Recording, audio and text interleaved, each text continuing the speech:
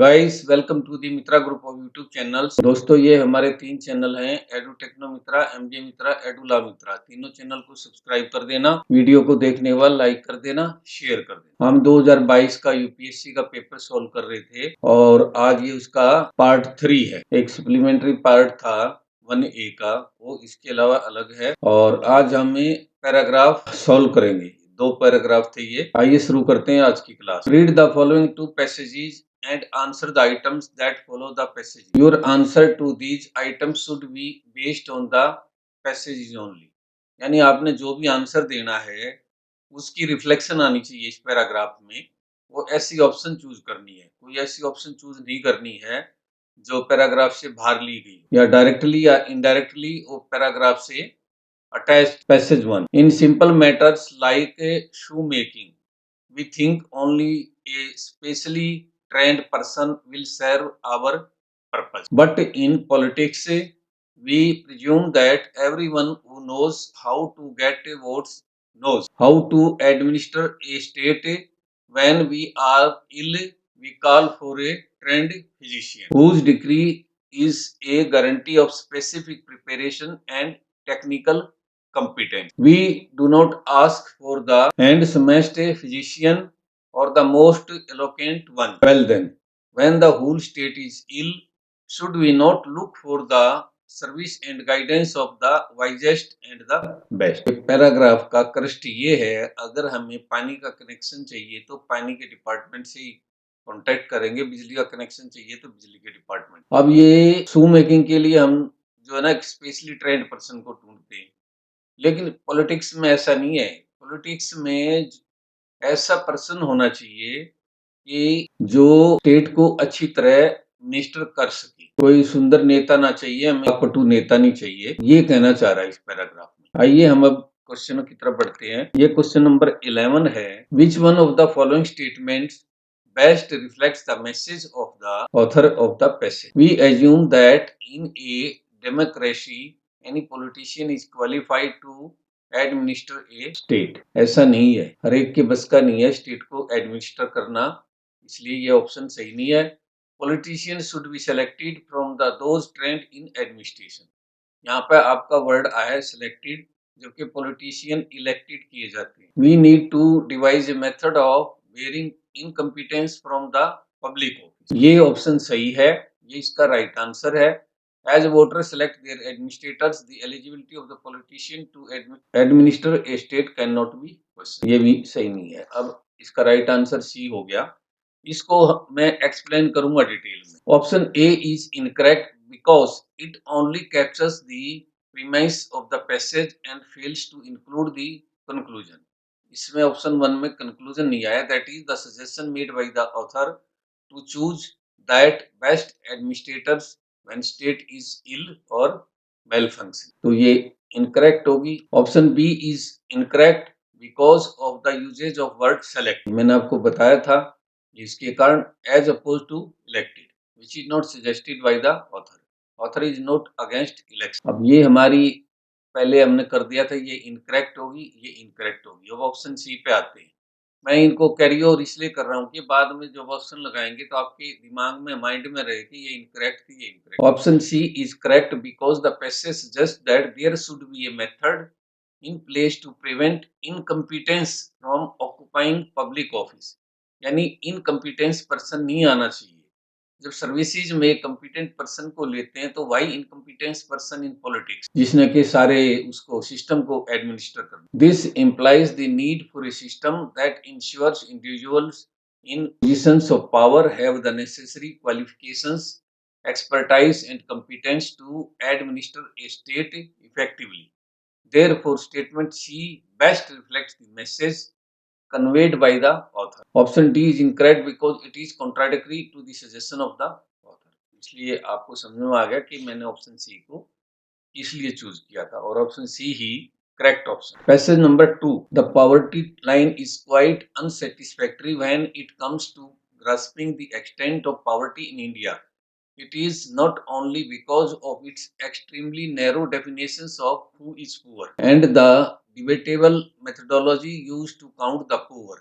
but also because of a more fundamental assumptions underlying it. It exclusively relies on the notion of poverty as insufficient income or insufficient purchasing power. One can better categorize it by calling it income poverty. ये तो income poverty है. If poverty is ultimately about deprivation affecting human well-being, then income poverty is only one aspect of it.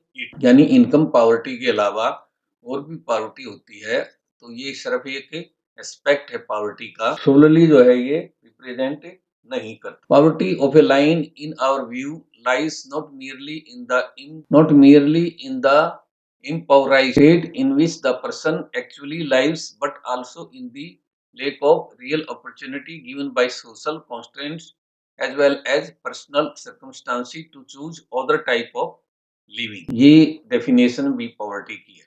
Even the relevance of low incomes, meager positions and other aspects of what are standardly seen as economic poverty relate ultimately to their role in curtailing capabilities, that is role in severely restricting the choices people have to lead variable and valued lives. इसमें poverty के बारे में explain किया है कि खाली income कम होना ही एक पॉवर्टी की डेफिनेशन नहीं होना चाहिए, वो सर्कमस्टांसिस भी होने चाहिए कि to choose other type of living, यानी आदमी अदर टाइप ऑफ लिविंग को चूज नहीं कर पा रहा है.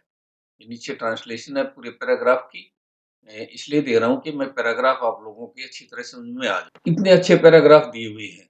यूपीएससी में अब जो है ना एक्चुअल रिप्रेजेंटिंग द सोसाइटी, वो इस तरह के पैराग्राफ्स आ रहे हैं, प्रॉब्लम्स के ऊपर पैराग्राफ्स आ रहे हैं. अब question number 12, why is the methodology adopted in India to count the poor debatable. इसका अपना आंसर बताना है और ये पैराग्राफ बेस्ड होना चाहिए. There is some confusion regarding what should constitute the poverty line. B. There are wide diversities in the conditions of the rural and the urban poor.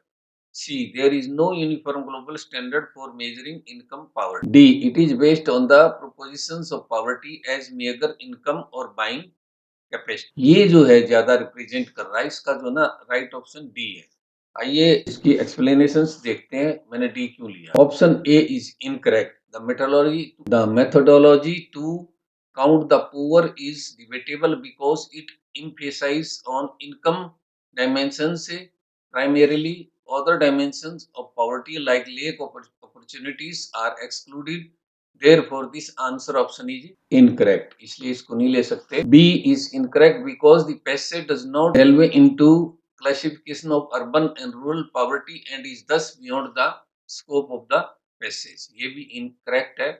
Option C is incorrect because the passage talks about the Indian scenario in particular and not global standard. ये global standards को represent नहीं कर रहा है. The message somewhere makes a mention of global standards of poverty estimations, hence this answer option is incorrect. ये भी incorrect है. आइए अब डी की तरफ चलते हैं. हम गाइस हमारे ये 3 चैनल हैं, एडू टेक्नो मित्रा, एमजे मित्रा और एडूला मित्रा. तीनों चैनल को सब्सक्राइब कर देना, वीडियो को देखने और लाइक करना, शेयर. अब ये हमारी ऑप्शन इस क्वेश्चन की ए इनकरेक्ट होगी थी, बी इनकरेक्ट होगी थी, सी भी इनकरेक्ट होगी. Option D is correct because it clearly mentions why poverty estimation methodology used in India is debatable. यानी जो हम यहाँ पे methodology यूज करते हैं वो जो है डिबेट करने के लायक है, उस पर डिबेट होनी चाहिए.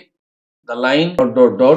it exclusively relies on the notion of poverty as insufficient income or insufficient purchasing power. ये टोटली इसी फैक्टर पे है, insufficient income और insufficient purchasing power पे डिपेंड कर रही है. Indicates the core limitations of the methodology. The passage clearly says that lack of sufficient income should not be the sole criteria to estimate poverty. The state of poverty could also be due to other social and personal circumstances that restricts a person to access wider choices for an improved life. Hence जो है D is correct option. अब इसका paragraph 2 पे question number 13 आया था UPSC में. Why is income poverty only one measure of counting the poor? गरीबों को गिनने के लिए एक इनकम पॉवर्टी का ही मेजर क्यों? It talks of only one kind of deprivation ignoring all others. बिल्कुल ये सही ऑप्शन है. Other deprivation in a human life have nothing to do with lack of purchasing power.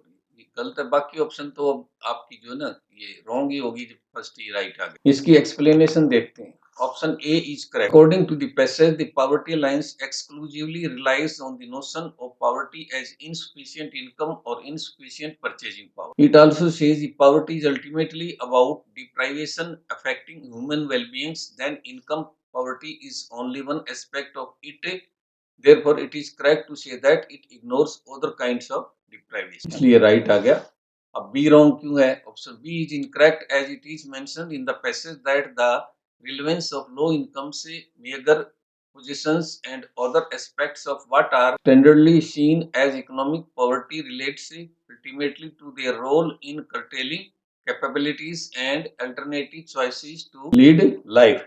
Thus, there is a correlation between lack of purchasing power and other deprivation. Hence, it is incorrect to say that other deprivation in human life have nothing to do with lack of purchasing. ये इसलिए गलत। अब option C. Option C is incorrect as the passage does not talk about the temporal nature of income power. It does not discuss whether income poverty is a temporary or a permanent condition. Hence, this answer option is beyond the scope of the passage. ये इसलिए जो है उसकी सही answer में नहीं है। Option D is incorrect as the passage does not mention anything about the duration for which income poverty restricts human choice. And this answer option is also beyond the scope of the. अब इससे clear हो गया कि option A correct क्यों ली। Question number 4, what does the author mean by poverty of a life? All deprivation in a human life which stem not only from lack of income but lack of real opportunity. ये बिल्कुल सही है। ये represent कर रहा है paragraph को। Impoverished state of poor people in rural and urban area. ये स्टिक नहीं बैठ रहा है। Missed opportunities in diverse personal circumstances, ये भी रिप्रेजेंट नहीं कर रहा। Material as well as non material deprivation in a human life is restrict human choices permanent. ये जो है थोड़े बहुत नजदीक लग रहे हैं, लेकिन जो सही 100% रिप्रेजेंट कर रहा है ये ऑप्शन ए कर रहा है, इसलिए option A is correct answer. ये इसकी explanation. Option A is correct. The passage says poverty of a life lies not merely in the impoverished state in which the person actually lives but also in the lack of real opportunity given by social constraints as well as personal circumstances to choose other type of living. ये clearly passage में आया हुआ। The term poverty of a life is used to highlight the multidimensional nature of poverty. In addition to economic and income deprivation, poverty encompasses other aspects like lack of opportunity, curtailed capabilities, inability to choose a better alternative, etc. All these are effectively captured in this answer option. इसमें सारे include हो गए, इसलिए इसको मैंने right option लिया। Option B is incorrect because the passage talks about poverty in general and not rural and urban poverty in particular. Options that go beyond the scope of passage should be eliminated. इसको हमने eliminate कर दिया। अब option A incorrect आ गया, option A correct आ गया था, carry over कर लिया। ऑप्शन बी इनकरेक्ट आ गया था, इसको भी कैरी ओवर कर लिया। और ऑप्शन सी इज इनकरेक्ट।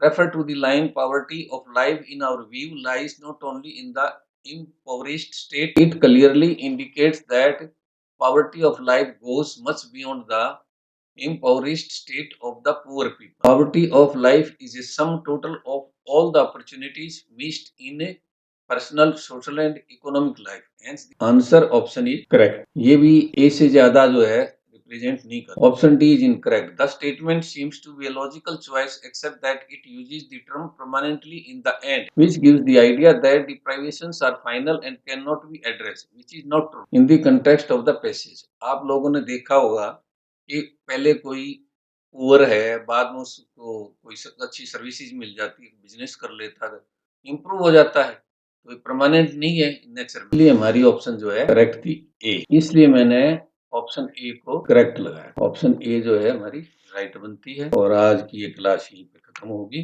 मैं उम्मीद करता हूँ कि आप लोगों को क्लास अच्छी समझ में आई होगी, और किसी तरह का डाउट हो तो कमेंट सेक्शन में डाल देना, हम उसका रिप्लाई देंगे। और हमारे 3 चैनल एडुटेक्नो मित्रा, एमजे मित्रा और एडुला मित्रा, तीनों चैनल को सब्सक्राइब कर देना, वीडियो देखने पर लाइक कर देना, शेयर कर। फिर मिलेंगे एक और अच्छी वीडियो के साथ। हमारी वीडियो देखने के लिए धन्यवाद। Thank you, bye bye.